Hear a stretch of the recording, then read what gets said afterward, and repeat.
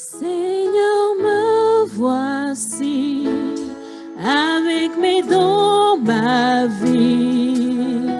Je veux être source de bénédiction, impacter ma nation avec ma profession pour des vies, être une solution. Oh, me voici. Alléluia, les autres n'étant pas là, je pense que je vais commencer. Est-ce qu'on peut prier le Seigneur? Prions le Seigneur. Prions le Seigneur. Prions le Seigneur.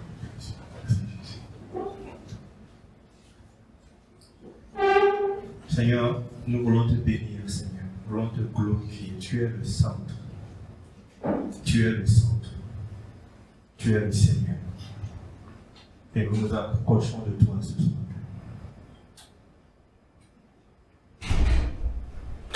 Viens régner au milieu de nous. Viens parler, viens toucher nos cœurs. Nous renversons les forteresses, les hauteurs, les raisonnements et toute connaissance qui s'élève contre la connaissance de Christ, Jésus. Nous ramenons toute pensée captive à l'obéissance du Saint-Esprit. Proclamons la manifestation puissante du Saint-Esprit au milieu de nous. Alors que nous écoutons la parole, Seigneur, que tu puisses opérer au fond de nous, dans notre esprit, dans notre âme, et que tu puisses transformer notre vision, changer notre conception, renouveler notre intelligence, dans le nom de Jésus. Amen. Amen. J'aimerais juste introduire, j'espère que je ne vais pas être très long, parce que je n'ai pas beaucoup de temps. Il faut me dire le temps au fur et à mesure. C'est combien de temps? 2 heures. 45 minutes, ok. Je vais faire le chrono comme ça. Parce que je pense que il faut que je reste dans le temps. 45 minutes. Alléluia. Sur les traces du guérisseur blessé. Alors, je vais introduire mes propos pendant ces 4 jours vont tenir sur ce schéma-là. Une petite introduction. Et puis je vais enchaîner avec pourquoi c'est Jésus qui est le modèle. Pourquoi c'est sur ces traces que nous devons marcher. Pourquoi c'est Jésus. Pourquoi ce n'est pas une autre personne. Pourquoi c'est Jésus-Christ. Ensuite, je vais m'attarder sur, on dit, marcher sur les traces du guérisseur blessé. Maintenant, à quoi ressemble un médecin chrétien qui marche sur les traces? À quoi ça ressemble à peu près? On va essayer ensemble de le peindre comme un artiste peintre. On va lui faire un corps. On va lui faire un corps ensemble, au travers de la parole de Dieu. Mais en fait, surtout, je vais parler de comment. Comment. Nous ne voulons pas que juste que ce soir on sait, mais on doit aussi savoir faire.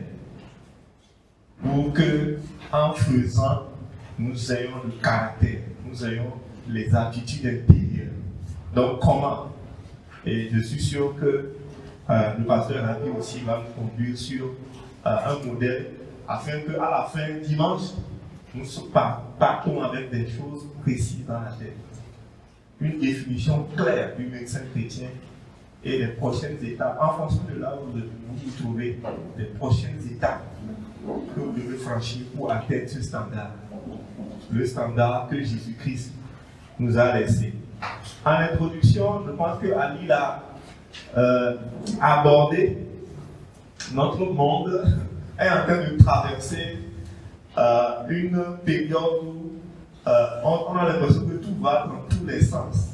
Tout va dans tous les sens. J'ai eu récemment, j'ai déjà partagé à certains à avoir dans mon cercle rapproché une personne, cette personne que j'avais engagée pour travailler pour moi. Et j'avais demandé que ce soit un chrétien. J'avais demandé, bon, j'ai demandé aux frères chrétiens de me trouver un chrétien. Et ils m'ont trouvé cette personne-là, ce frère-là, qui était dans l'église, qui était responsable de jeunesse et dans le groupe musical, qui interprète à l'église certains dimanches. Et comme je vis ma foi tous les jours, je partageais avec cet employé.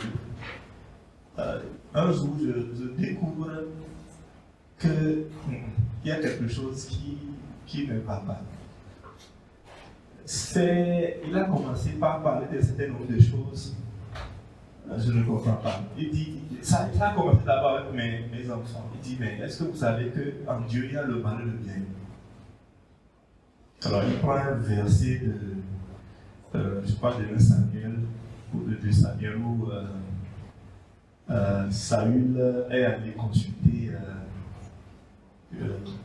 consulter une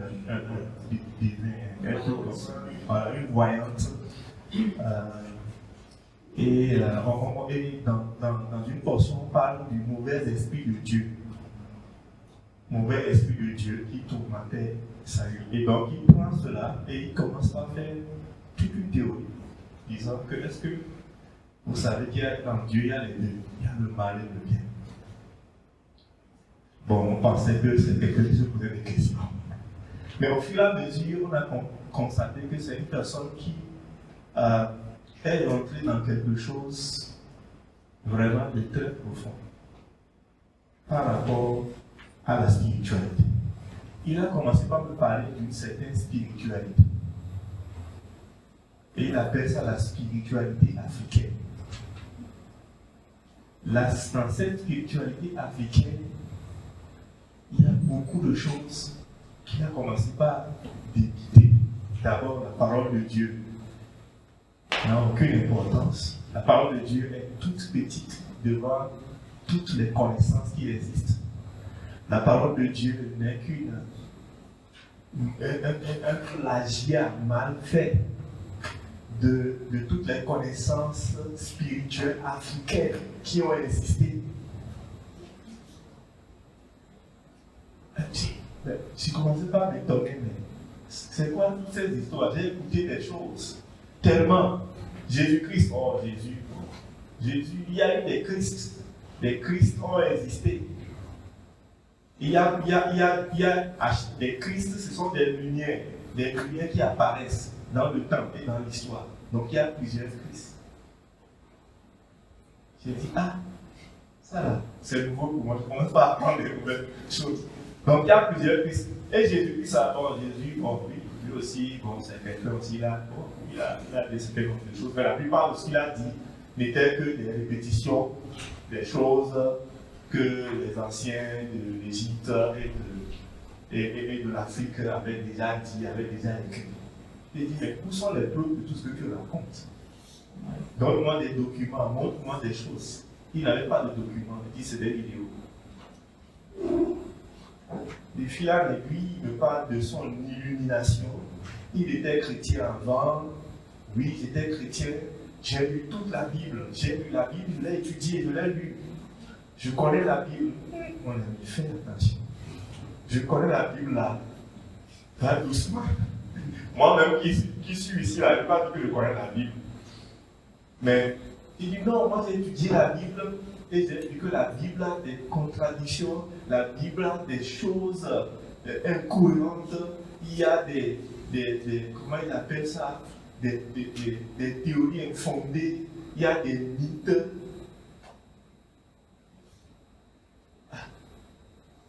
Je vous en parle parce que c'est la réalité que nous vivons. Il y a une sorte de spiritualité qui est aujourd'hui là, autour de nous, sur les médias, sur les films, mais surtout dans le monde intellectuel et même dans le monde médical. Certains de vos camarades, peut-être, vous ont déjà abordé avec ça. Et cette spiritualité-là, quelque chose de fondamentalement diabolique. Parce qu'il rejette le Christ. Parce qu'il ramène le Christ à quelqu'un qui n'a aucune importance. Parce qu'il rejette la parole de Dieu. Parce qu'il dit que la parole de Dieu n'a pas valeur d'autorité.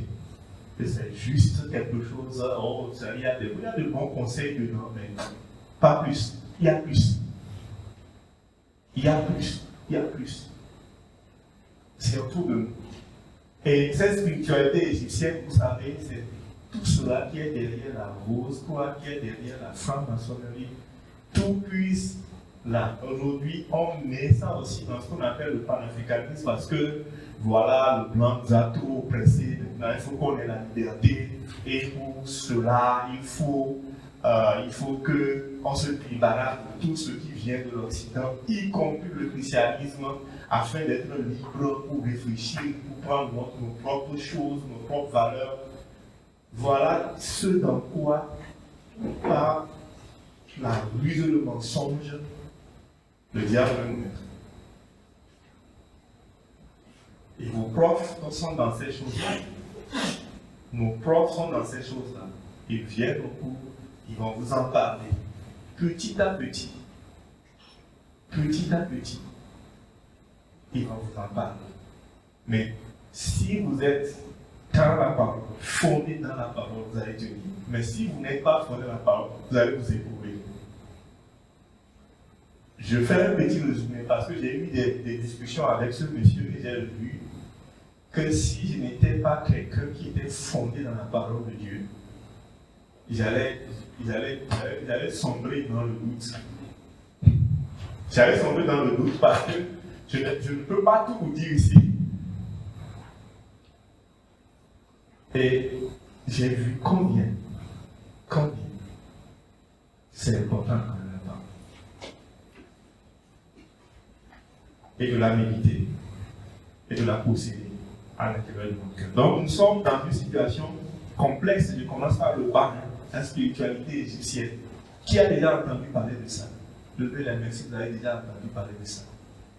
Levez les mains très haut, très haut, très haut, pour qu'on sache que c'est très courant. Très courant. L'objectif, c'est de casser votre foi. Il n'adore pas Jésus-Christ. Il adore un autre Christ. Et celui de mon ami, c'était Kiri Sheshita, quelque chose comme ça. Kiri Sheshita, quelque chose comme ça. Un nom comme ça. Mais il est dans l'église. Mais il interprète le dimanche. Mais il est responsable de Dieu. Je dis, mais toi, tu n'es pas sérieux. Si j'étais toi, j'étais à ta place. Une fois que j'ai eu mon illumination, et j'ai compris que le Christ ne valait rien. Pourquoi je vais être là en train de jouer? C'est pas sérieux. Mais c'est dangereux aussi. Tu mets ta vie en danger. Parce que c'est difficile. Je sais que tu es là pour en prendre le maximum possible. Parce qu'il dit, j'en parle aux frères, j'en parle aux frères, j'en parle aux frères. Ceux qui doutent un peu sont renforcés. Ils comment moi aussi, quand je lisais, mais ça, c'était pas clair. Non, oui, c'est vrai, ça c'est faux. Et tous sont dans l'église. Et tous sont bien dimanche. Alors, autour de nous, l'ennemi est en train de faire ce travail-là très profondément. Il te vide de Christ et de l'essence. Et de l'est, tu es là, tu vas, tu viens. Tu ne crois plus en Christ. Ça, c'est ce à quoi nous avons à faire face. Alors, je remonte, je suis au niveau maintenant de l'intelligence artificielle. Vous savez que le monde se développe. Et aujourd'hui, on parle de l'intelligence artificielle. En résumé, grosso modo, c'est quoi? C'est petit à petit que l'objectif dans le domaine de la santé est de remplacer les humains par les machines, par les ordinateurs, par des algorithmes qui ont la capacité savante, peut-être une fois que tu écris dans un logiciel séparé, de te donner le diagnostic de traitement. Ou des machines qui peuvent juste, on leur envoie un petit volume d'images, qui peuvent sortir tous les diagnostics possibles. Donc, petit à petit, on évolue vers une machinisation et puis l'homme ne sera plus utile. L'homme ne sera plus utile. Et ça, c'est une stratégie mondiale où les gens réfléchissent et se disent il faut qu'on arrive à un niveau où on ait le moins besoin de l'or possible. En fait, ils veulent que la population soit réduite à un certain nombre d'élites de gens qui contrôlent, qui ont le pouvoir, qui ont l'intelligence et qui utilisent des gadgets pour résoudre leurs problèmes, qui n'ont plus besoin des petits et des faibles comme nous. L'intelligence artificielle a des parties très intéressantes, comme tout le reste, mais c'est quelque chose à laquelle nous devons faire face. Les gens imaginent un monde de science-fiction où tu te réveilles le matin, tu prends un comprimé d'une pilule et qui te suffit peut-être pour une semaine. Tu n'as plus besoin de manger, on n'a plus besoin de cultiver, on n'a plus besoin de ceci, etc. Donc, il y a toutes sortes de choses qui se passent autour de nous. C'est vrai, on a l'impression que c'est très loin, mais vous savez, ça commence là-bas et ça descend ici. Nous devons savoir que le monde est en bouleversement et nous devons nous préparer par rapport à ça. Quelle réponse donner? Quand il n'y aura plus de personnes, quand il n'y aura plus de contact, quand il n'y aura plus de contact, le médecin et le malade, aura-t-il véritablement des soins qui puissent guérir un malade? Si le malade, tout le malade doit être derrière une machine pour pouvoir trouver la solution à leur problème, aura-t-il véritablement guérison et restauration? Ça, c'est les questions que nous devons nous poser. L'avortement. L'avortement. Vous savez que aujourd'hui, pratiquement tous les pays occidentaux ont légalisé l'avortement. Beaucoup de pays d'Amérique centrale et du Sud aussi. Il y a quelques pays d'Asie et quelques pays d'Afrique qui résistent encore. Mais tout est fait. Tout est fait pour encourager les gens à avorter.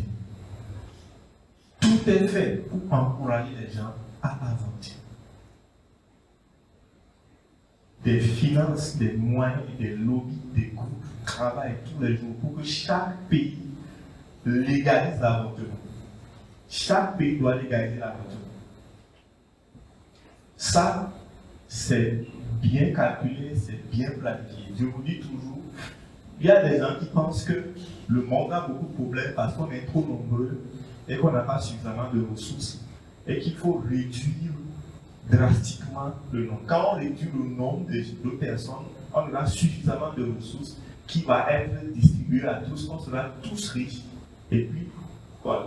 Donc, pour cela, il faut tout faire pour casser la scène de procréation. Et voilà, et laisser l'humanité sans procréation. J'étais il y a un mois avec un ami médecin, sexologue qui vient de l'Uruguay, et on était venu à l'Uruguay pour un camp de famille. Et quand on était là, je pense qu'on revenait du camp de famille, on avait le camp de famille, il y a un message. Il y a un message. On dit que le mois qui venait de passer, on a eu le taux d'avortement le plus élevé dans tout l'Uruguay et une société s'en félicitait. C'est-à-dire une organisation de femmes, de trucs s'en félicitait. Que waouh, on a dépassé la barre de temps d'avortement demandé dans les... Là-bas, l'avortement est autorisé. Comment est-ce qu'on peut se féliciter? Parce qu'on a dépassé le taux d'avortement. Vous imaginez ça? Quand moi j'étais encore quelque chose, je ne peux pas imaginer que des gens peuvent se réjouir de ce qu'on a fait beaucoup d'avortements. Mais c'est ça aujourd'hui, le monde dans lequel on est. Les gens qui se réjouissent de voir que les gens, ouais, à chaque fois qu'il y a un pays qui légalise, c'est la fête. Le Bénin à côté vient de légaliser l'avortement. Et il y a une pression sur le Togo, une pression sur la société de gynéco-obstétrique, une pression sur l'État. Sinon, on ne vous donne pas ça. Si vous légalisez, on vous donnera ça. Il y a une pression. Mais ceux qui ont suivi les webinaires sur l'avortement récemment savent que vraiment voter une loi, autoriser les gens à avorter est catastrophique pour toutes les nations dans lesquelles ça a été fait. Alors, les théories scientifiques, les théories philosophiques non scientifiques. Vous pouvez imaginer aujourd'hui ce qui se passe en Europe, où on dit à un petit garçon qui a tout l'hormone, tout le corps d'un homme, qu'il n'a pas à considérer cela comme un fait, qu'il a à choisir lui-même quand il le veut, le sexe. C'est un peu aberrant, mais c'est ce qui se passe. Il y a une théorie qui tend à asexuer, comment dire, rendre les gens asexués. C'est une théorie. Donc aujourd'hui, des manuels d'école, des vidéos, des institutions, même les Nations Unies, est en train de promouvoir une éducation sexuelle asexuée, où on dit aujourd'hui les gens ne naissent pas garçons, ne naissent pas filles, ils le deviennent. Et on met tout en place pour que les gens puissent passer de l'état féminin à l'état masculin à tout moment. On encourage cela. On fait des programmes pour cela. On met des finances pour cela. Savez-vous que des organisations Togo passent dans nos écoles pour pouvoir distribuer des préservatifs, des pilules, encourager même les gens de commencer même pas à prendre des pilules en même temps. Savez-vous qu'il y a des organisations Togo qui font ça, qui sont financées par les États-Unis, par l'Occident? Savez-vous? Récemment, on a eu à faire un bilan avec plus de cette organisation. Et j'ai fait le point. Plus de 80% des femmes de cette organisation n'étaient ni mariées, certains n'avaient peut-être pas d'enfants, un seul enfant. 80%. Non mariés. Certains un enfant, certains pas d'enfant. Toutes les lois scientifiques sont en train d'être bafouées. Voilà le monde dans lequel on est. Alors, dans un monde comme ça, bien aimé, dans un monde comme ça, il est très important que nous puissions réfléchir. Ce n'est pas étonnant parce que la Bible nous dit déjà, mon écriture doit être très très petite. 2 Timothée 3, 1 à 5. Sache bien que dans la période finale de l'histoire, les temps seront difficiles, les hommes seront égoïstes, avides d'argent, vantards et prétentieux. Ils parleront de Dieu d'une manière injurieuse et n'auront pas d'égard pour leurs parents. Ils seront ingrats, dépourvus de respect pour ce qui est sacré, sans cœur, sans pitié, calomniateurs, incapables de se maîtriser, cruels, ennemis du bien, emportés par leur passion et enflés d'orgueil. Ils seront prêts à toutes les trahisons. Ils aimeront le plaisir plus que Dieu. Certes, ils resteront attachés aux pratiques extérieures de la piété, mais en réalité, ils ne voudront rien savoir de ce qui en fait la force. Détourne-toi de ces gens-là.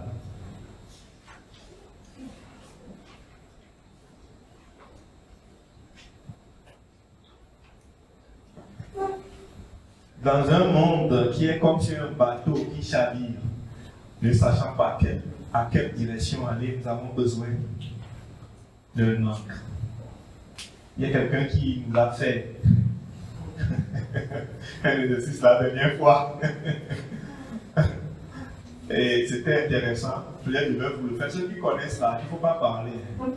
Il y a des gens qui connaissent ici, donc ne même pas dans le challenge. C'est seulement ceux qui ne connaissent pas qui vont parler. Alors, je vous mets le truc, c'est que vous êtes dans la voiture, dans une voiture, et pour une raison ou brutalement, vous avez besoin de freiner, de vous arrêter, d'arrêter la voiture. Maintenant, vous freinez, mais vous avez l'impression que la voiture avance. Vous prenez le frein à main, vous avez l'impression que la voiture avance toujours. Qu'est-ce que vous allez faire? La question n'est pas pour ceux qui connaissent la réponse. Ceux qui n'ont jamais entendu l'histoire. Oui, aidez-moi. Aidez-moi. Vous êtes dans la voiture. Je ne sais pas si c'est un arbre qui est devant vous, mais vous devez freiner. Maintenant, vous freinez, mais vous avez l'impression que la voiture avance toujours. Oui, proposition de réponse.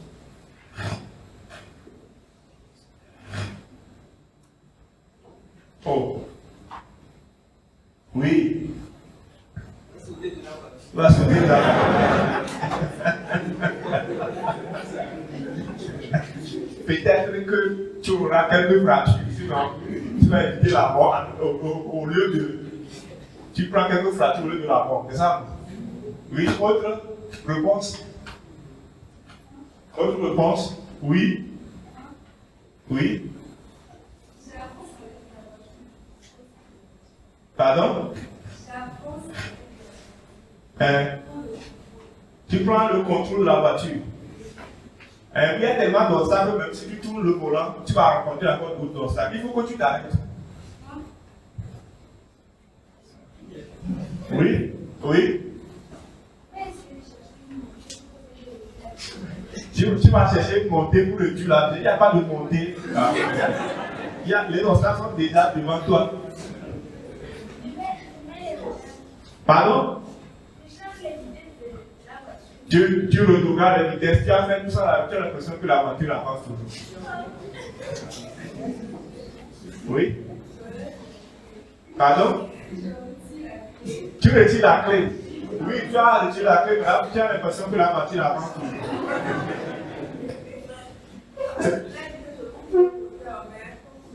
Oui. Tu as toujours l'impression que ça, oui. Vous pouvez diminuer la vitesse et vous laissez aspirer l'essence que vous il y a tellement d'obstacles devant qui ne faut pas aller là. Il doit t'arrêter.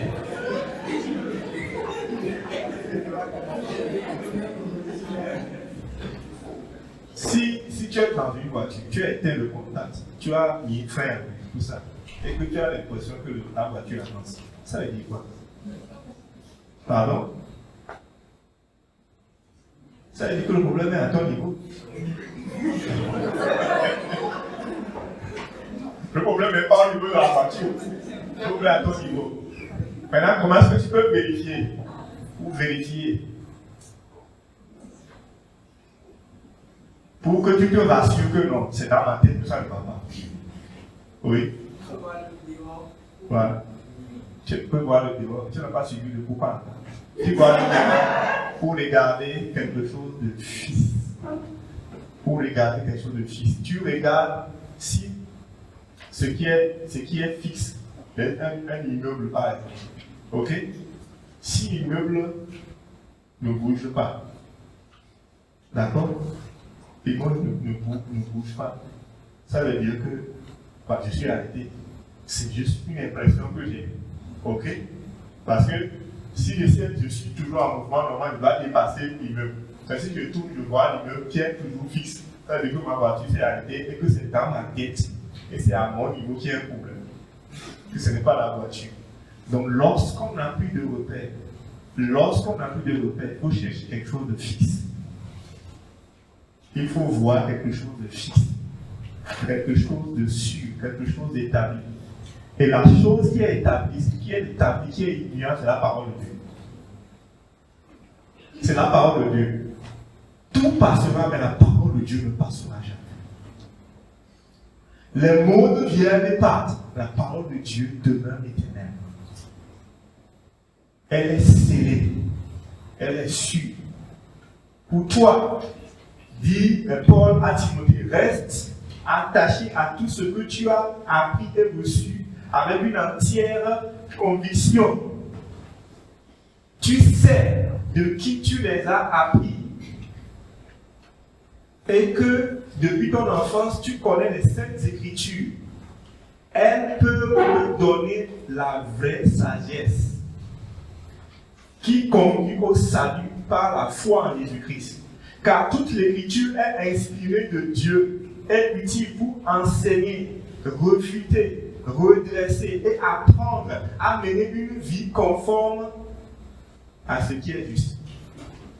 Ainsi, l'homme de Dieu, ainsi l'étudiant en médecine, ainsi la sage-femme, ainsi le médecin se trouve parfaitement préparé et équipé pour accomplir toute bonne œuvre. Alléluia.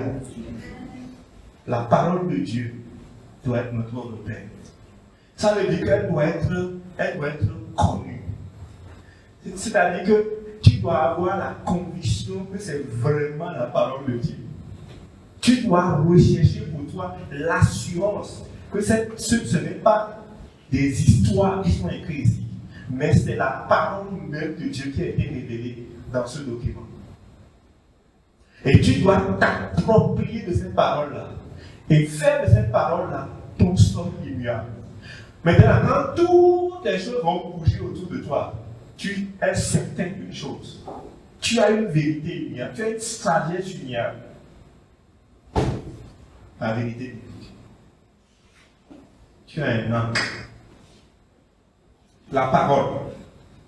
La parole écrite, mais la parole aussi, la parole chrétienne. Jésus-Christ. Au commencement était celui qui est la parole de Dieu. Il était avec Dieu. Il était lui-même Dieu. Au commencement, il était avec Dieu. Dieu a tout créé par lui.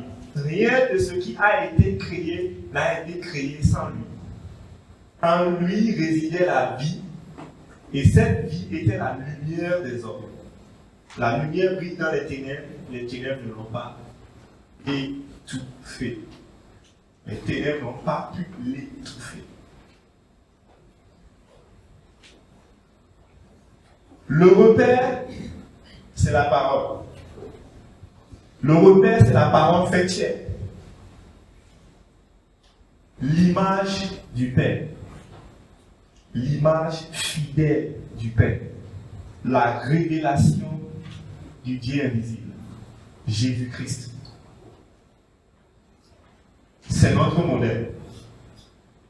Sa vie, son enseignement, sa manière d'être, sa manière de faire, ses convictions, les choses qui ont guidé sa vie, sa relation avec Dieu, la façon dont il a marché sur cette terre est notre modèle. Ça ne doit pas quitter nos yeux.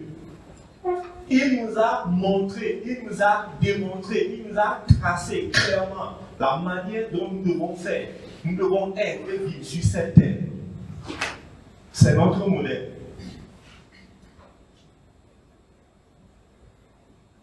Et nous devons le choisir. Si nous choisissons Jésus-Christ, comme Hébreu nous le dit, les yeux fixés, si nous courons les yeux fixés sur l'auteur, le consommateur de notre foi, nous tiendrons. Nous serons des médecins chrétiens véritables. Nous ferons la différence. Si nous tournons notre regard de Jésus-Christ, nous ne tiendrons pas. Nous ne ferons aucune différence et nous serons emportés par tout ce qui vient. Je vous dis la vérité, l'heure vient où on ne peut plus être un chrétien superficiel. L'heure vient où on ne peut plus être comme ça en l'air. L'heure vient. Le temps où on surfait sur quelques messages, quelques trucs d'église là, est passé. Si véritablement tu veux être un médecin chrétien, il va falloir que tu fasses un choix. La parole logos, la parole révélée, Jésus-Christ doit être ton modèle ultime. Tu dois constamment te mirer en Jésus-Christ, sinon tu vas te perdre. Tu vas te perdre. Il y a tellement de courants aujourd'hui, même dans le christianisme, sur Internet, il y a tellement d'enseignements. On n'a jamais été exposé à autant de choses. Mais c'est Jésus la chose. Alléluia. Jésus-Christ. L'image véritable du Père, mort, ressuscité.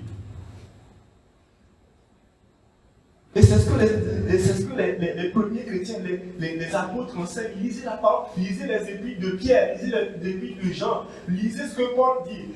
Tout était dit pour nous préparer à des temps difficiles. pour que nous puissions ne pas perdre de vue qui? Jésus-Christ. Je peux passer par la parole pour vous dire, par exemple, si tu prends l'épître de Jean, il ne fait que revenir sur ça. Les faux enseignants sont rentrés dans le monde. Mais comment est-ce que vous allez les reconnaître? Comment est-ce que vous allez les reconnaître? Pas Jésus-Christ. Si quelqu'un dit que Jésus-Christ n'est pas vu dans la chair, il n'est pas mort, il n'est pas ressuscité, il est un faux enseignant, même s'il est dans l'église, même s'il dit de très belles choses.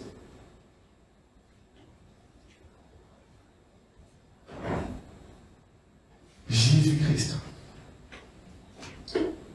Mais pourquoi Jésus-Christ? Pourquoi Jésus-Christ? Et c'est peut-être là où je vais m'arrêter. Tu vois mon heure. Voilà, il me reste 10 minutes. Voilà. Pourquoi Jésus-Christ?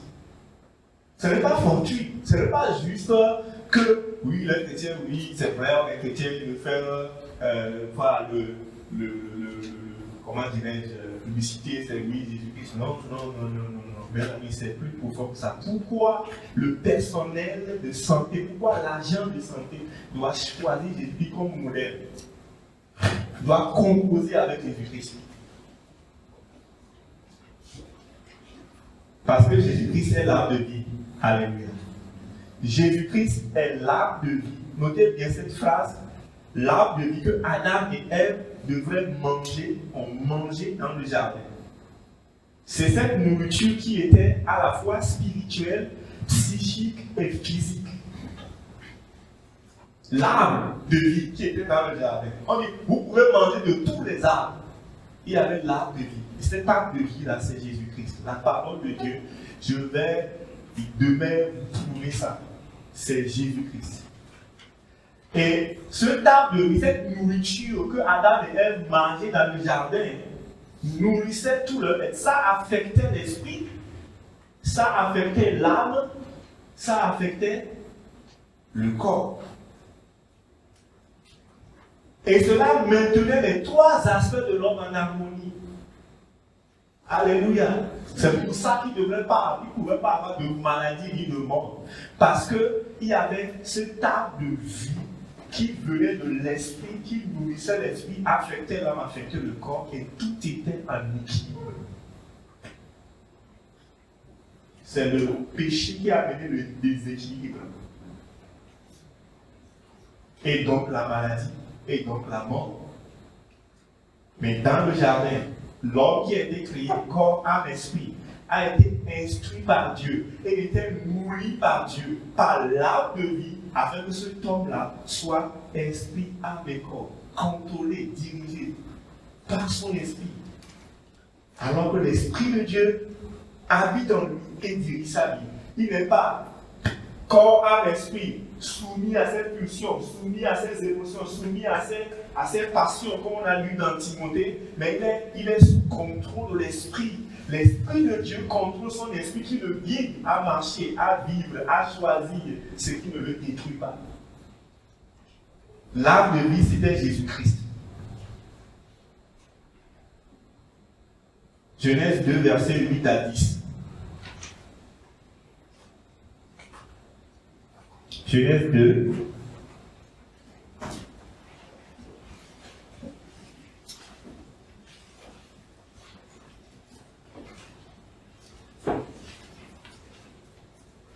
« 8 à 10. L'Éternel Dieu planta un jardin vers l'Orient, l'Éden, le pays des délices. Il y plaça l'homme qu'il avait façonné.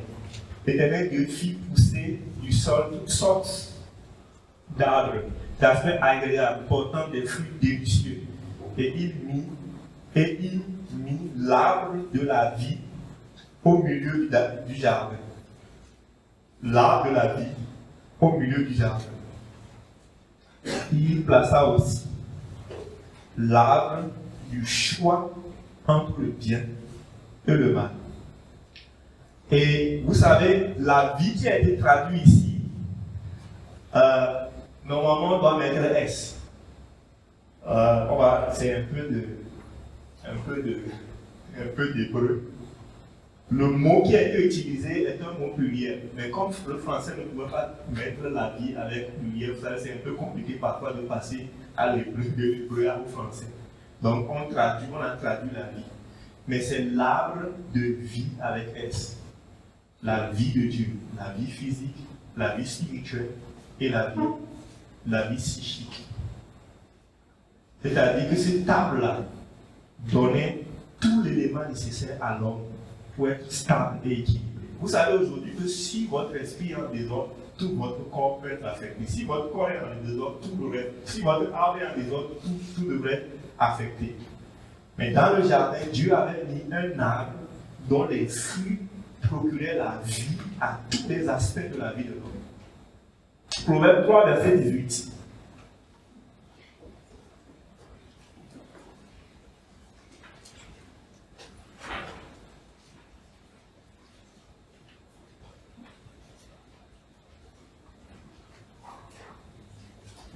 Proverbe.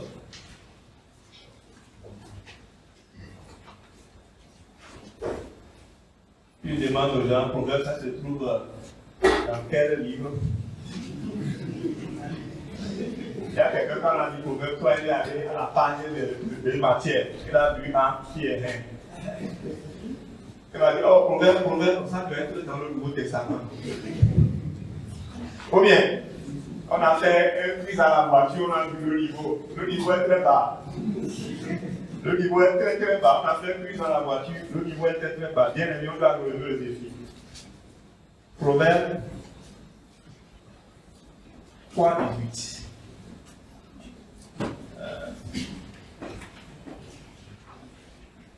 La sagesse est un arbre de vie pour ceux qui s'attachent à elle, et ceux qui savent la garder sont heureux.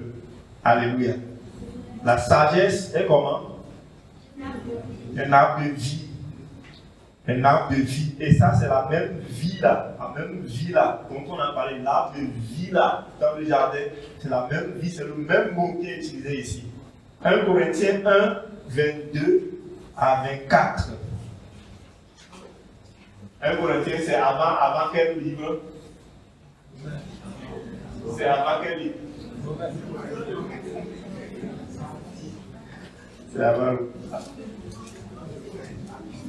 C'est avant 2 Corinthiens. C'est après.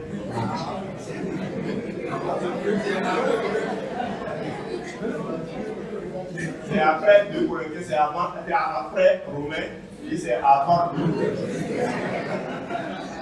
voyez qu'il y a des défis. On va les relever. Alléluia. On doit prendre la parole de Dieu. Il faut laisser, oh non, c'est pour les pasteurs. Non, la parole de Dieu, là, ce n'est pas pour les pasteurs. C'est pour le chrétien. C'est ça. Quand on te réveille dans le sommeil, on te dit, le livre de 1 Corinthiens, c'est combien de chapitres que tu dois lire ça? Oui. On te dit, récite 10 versets dans 1 Corinthiens, tu dois réciter ça. Le temps que la personne nous ouvre les yeux, tu as fini 10 versets. Il y a plein de versets très importants dans 1 Corinthiens. Sorry.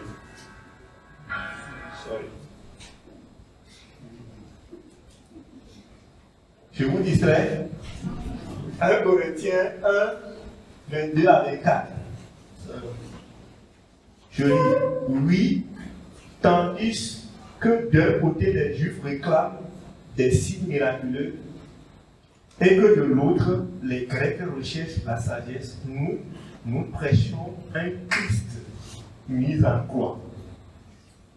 Vous savez, quand il y a tout avec le gars, chaque mot de la Bible, un Christ, comment? Mis en croix. Parce qu'il y a d'autres Christ. Mais notre Christ là, il a été comment? Mis en croix. On va te parler de notre Christ. Mais sache que ton Christ est celui qui a été mis en croix. Les Juifs crient au scandale. Les Grecs à l'absurdité. Mais pour tous ceux que Dieu a appelés, qu'ils soient juifs ou grecs, ce Christ que nous prêchons manifeste la puissance et la sagesse de Dieu. La sagesse de Dieu.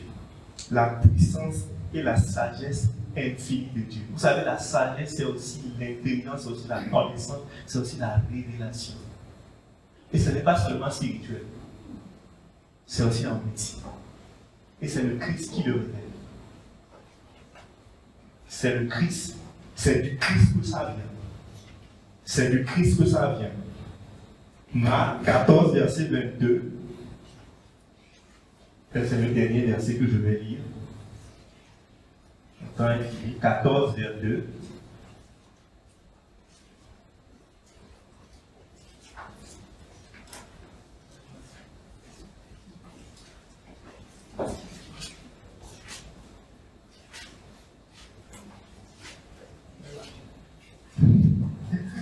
Marc 14, verset 2.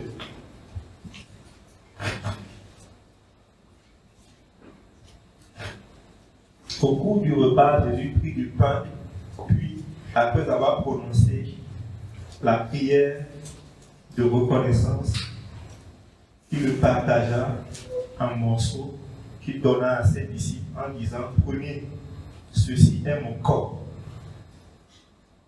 Ensuite, il prit une coupe commerciale, etc. Donc ça, c'était la scène. Vous savez que Jésus-Christ disait aux gens, vous devez boire mon sang et manger mon corps. Quand il a dit ça, ça a scandalisé les gens. Les gens étaient scandalisés. Comment est-ce qu'on va boire, on va manger? Mais c'est ça qui va vous donner la vie. Et cette vie qui va vous donner n'est pas seulement une vie spirituelle. C'est la vie pour votre âme, c'est la santé pour votre corps. Jésus-Christ, en lui-même, est le pain de vie. Jésus-Christ, en vous, placé en vous, est censé affecter non seulement votre esprit, mais votre âme et votre corps. C'est la vie Zoé de Dieu déposée à l'intérieur de vous. Jésus-Christ, c'est cette nourriture spirituelle, physique et émotionnelle dont nous avons besoin pour être en harmonie, pour être en bonne santé. Jésus-Christ est le centre de la santé. Si Jésus-Christ ne vient pas au centre de la santé, nous pouvons faire tous nos programmes. Programme de lutte contre le paludisme, programme de lutte contre quoi? Tuberculose, programme de lutte. Vous savez combien de programmes nous avons? Il y a des millions qui sont déversés dans ces programmes. Mais est-ce que le paludisme est parti? Est-ce que la tuberculose est partie? Est-ce qu'on arrive tant soit peu à reculer quoi que ce soit? Parce qu'on enlève Jésus de l'équation. Parce qu'on enlève Jésus de l'équation. On enlève sa sagesse. On enlève sa puissance, sa vie de l'équation. Tant que nous enlèverons Jésus-Christ de l'équation, ce monde n'ira pas mieux. Quelles que soient les stratégies. Covid nous l'a prouvé. Alléluia. Amen. Covid nous l'a démontré qu'on était même des puissances peut-être dépassées par les événements. Ce monde n'ira pas mieux en matière de santé sans Jésus. Parce que Jésus-Christ était l'arbre de vie qui gardait l'homme en harmonie et qui faisait qu'il était en bonne santé et pouvait vivre éternellement. Après, il y aura le péché. Après le péché, il y aura la croix. Et nous allons voir dans les jours à venir ce que la croix a fait. La croix, c'est la rédemption. La croix, c'est la rédemption. Jésus-Christ est venu faire la rédemption. Je vous ai parlé du jardin. Ils étaient bien. Ils ont vécu pour partir, on dit 30 ans, en bonne santé, sans maladie, jusqu'à ce que le péché vienne. Parce qu'ils mangeaient du fruit de l'arbre de vie. Jésus-Christ. Maintenant, ils ont péché. Quand ils ont péché, Dieu a pourvu un plan. Ce Jésus-Christ-là va venir, va mourir à la croix et va ouvrir la voie pour la rédemption, pour le rachat, pour tout restaurer. Parce que le péché est venu tout bouleverser, tout détruire. Mais Christ est venu restaurer. Et par son œuvre à la croix, il a entamé la restauration de toutes choses. Qui finira quand il reviendra, n'est-ce pas? Quand le monde finira. Mais cette restauration-là est en cours. Et je veux vous dire que vous, en tant que chrétien, moi, en tant que médecin chrétien, nous faisons alliance avec Jésus-Christ afin de conduire ce processus de restauration le mieux possible. Si nous soignons les malades, c'est parce que nous sommes avec Jésus-Christ dans un processus de rédemption de ce monde pécheux. C'est lui qui le fait, c'est lui qui est la solution, c'est lui qui est le centre. C'est sa mort qui est le centre. C'est cette blessure qui est le centre. Et quand nous, en tant que professionnels de santé, nous nous connectons à Jésus, nous tournons sa main, nous marchons avec Jésus, avec sa sagesse, avec son intelligence, nous allons découvrir, nous allons trouver des solutions qui contribuent à la rédemption de ce monde, qui changent véritablement les choses. Tout ce qui se découvre comme solution pour les maladies n'est que la révélation, la libération d'une petite connaissance de Jésus-Christ.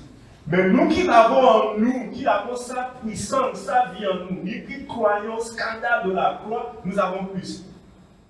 Alléluia. Amen. Plus sur le plan intellectuel, mais aussi plus sur le plan spirituel. Parce que Steve Jobs est mort du cancer. Alors qu'il il était riche. Mais il suffisait qu'il rencontre mon frère dit qu'il est saint chrétien, qu'il lui pose la main dessus au nom de Jésus, qu'il soit guéri. Alléluia. Nous avons plus. Nous avons plus. Qui a plus? Parce que Jésus-Christ est la vie. La vie en abondance. La vie qui restaure. Est-ce que nous pouvons prier ce soir? Je ne sais pas si tu as compris mon message, mais j'ai tenté de te prouver que le monde est entré dans l'essence des puissances des sous. Mais nous devons revenir à quelque chose de sûr et de fixe, la parole de Dieu. La parole écrite, la parole révélée que nous avons dans la Bible, mais aussi la parole qui s'est faite tienne de Jésus-Christ. Et parce que ce Jésus-Christ-là n'a pas apparu dans le Nouveau Testament, ce Jésus-Christ existait depuis.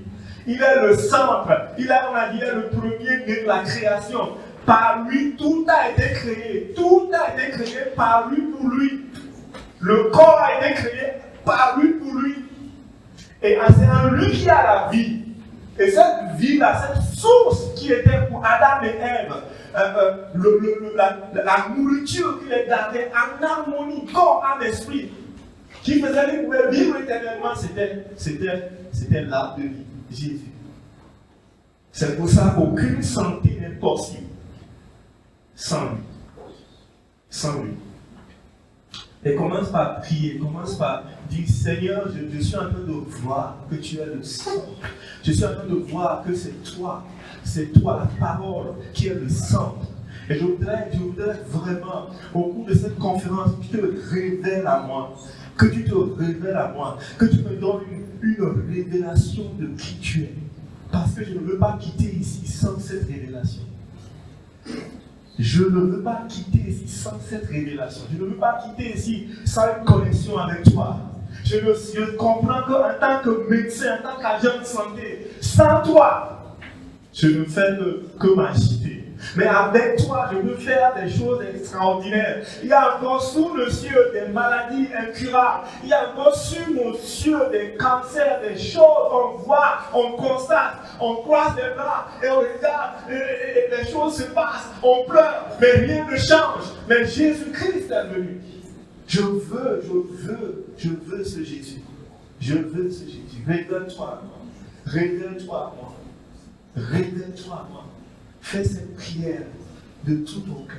Révèle-toi à moi au travers de cette conférence, au travers des messages. Révèle-toi à moi.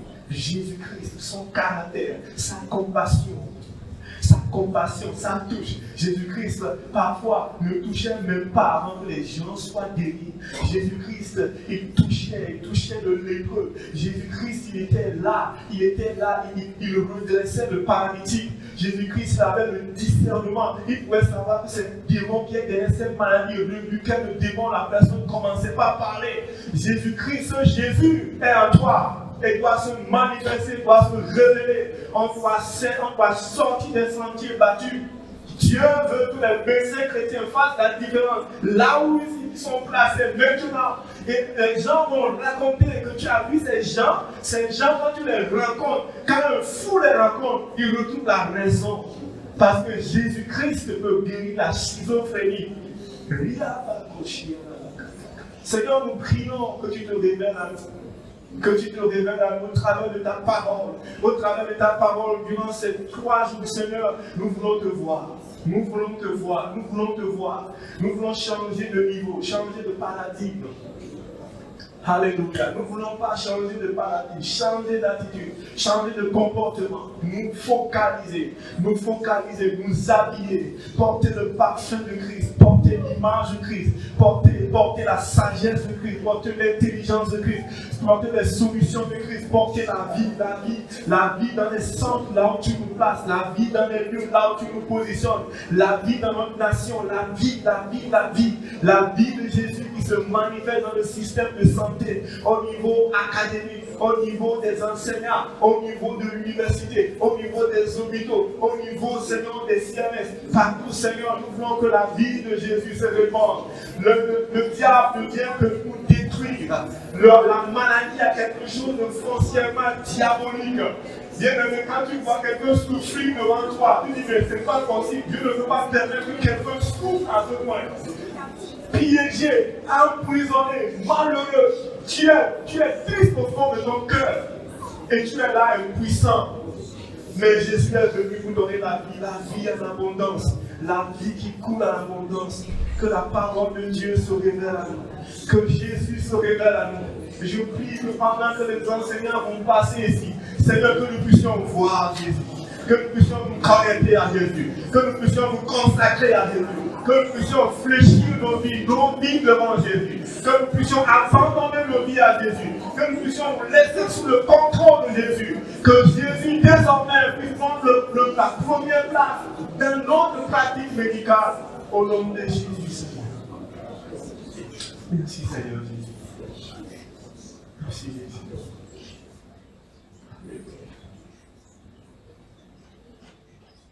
Dans les cieux et sur la terre, il n'est aucun nom plus doux, aucun que mon cœur préfère. Au nom du Christ mort pour nous, quel beau nom, quel beau nom, quel beau nom, quel beau nom, quel beau nom, porte loin de l'éternel, quel beau nom, quel beau nom, oh, que celui est Marie, que grand soit un nom, qu'il soit prince ou qu'il soit roi, qu'il soit prince ou qu'il soit roi, de quelque nom qu'on le nomme, de quelque nom qu'on le nomme, Jésus est une grande. Quel beau nom, quel beau nom, quel beau nom, quel beau nom, quel beau nom, porte loin de l'éternel. Quel beau nom, quel beau nom, quel beau nom, oh, que celui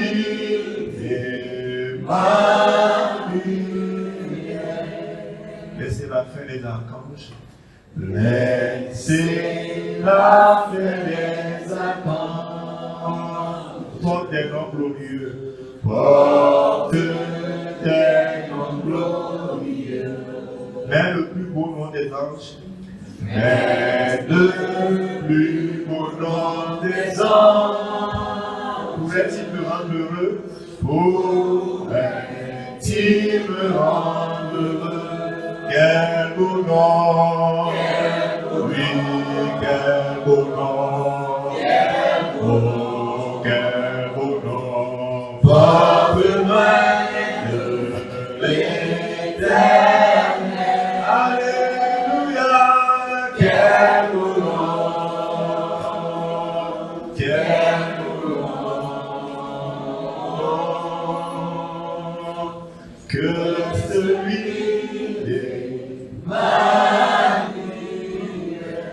dans les mots, Jésus soulage. Dans les mots, Jésus soulage. Il guérit l'esprit froissé. Il guérit l'esprit froissé. Il ranime le courage. Il ranime le courage du cœur le plus oppressé. Du cœur le plus oppressé. Quel beau nom! Oh, quel beau nom! Oui, quel beau nom! Porte-moi de l'éternel. Quel beau nom! Quel beau nom! Que celui des Oui, Seigneur, nous proclamons ta Seigneurie au milieu de nous. Tu as toute la place au milieu de nous durant cette conférence, Seigneur. Fais ce que tu veux, fais ce que tu veux, comme tu le veux, Seigneur. Et visite nos cœurs, visite nos pensées, visite nos âmes. Seigneur, guéris-nous, restaure-nous, renouvelle notre intelligence, transforme-nous. Nous voulons repartir transformés, marqués du sceau de Jésus, marqués du sceau de ton caractère, marqués du sceau de ta vie, marqués du sceau de ta puissance, chargés de toi, Jésus, chargés de Jésus, chargés de ta vie, de ton modèle. Merci, Seigneur. Merci parce que tu règnes dans ce lieu, tu règnes à cet endroit, tu règnes dans le dortoir, tu règnes dans les ateliers, dans les enseignements. Et toi, tu te manifestes. Tu te manifestes. Reçois toute la gloire au nom de Jésus. Amen. Amen. Alléluia.